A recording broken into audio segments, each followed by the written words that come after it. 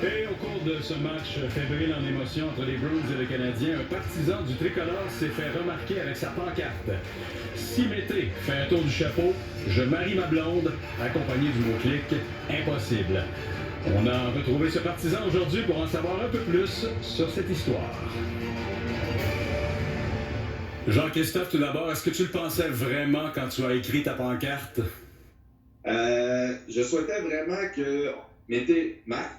Je souhaitais vraiment que le Canadien marque. Est-ce que je souhaitais un mariage? C'est un grand mot. L'événement aurait été loufoque, mais ça a été... j'aurais dû respecter mon engagement à ce moment-là. Oui, je l'aurais fait. Est-ce que tu peux nous dire d'où vient cette idée là, pour la pancarte? Ben, en fait, hier soir, j'ai apporté un de mes bons amis pour son premier match au Centre Bell. Et puis, on a décidé de rendre le tout un peu plus... comment dire?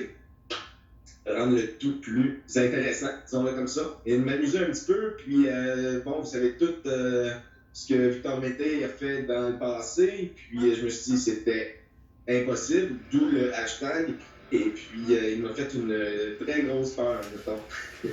Raconte-nous un petit peu ton match et la nervosité qui a commencé à te gagner au moment où Mété a marqué son deuxième but dans la rencontre.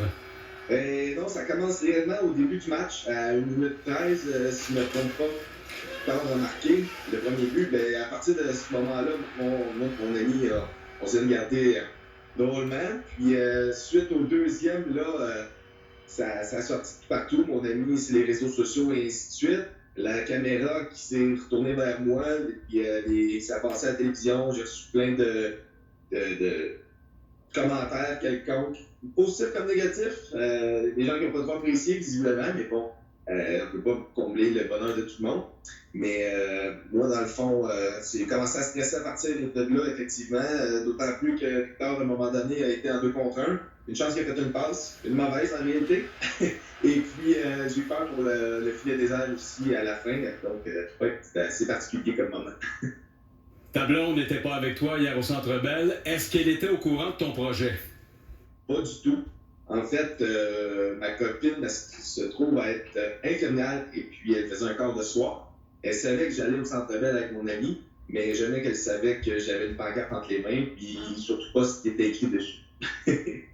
Et juste pour te dire comme ça que Mme Bibeau et son orgue étaient prêts à jouer la marche nuptiale si Mété marquait son 3e but dans le match. Oui, on m'a dit ça. Ça a été un moment assez particulier.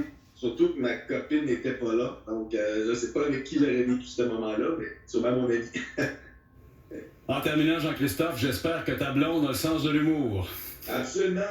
Puis elle a ri. Parce qu'entre elle et moi, c'était un moment... c'était un running gag.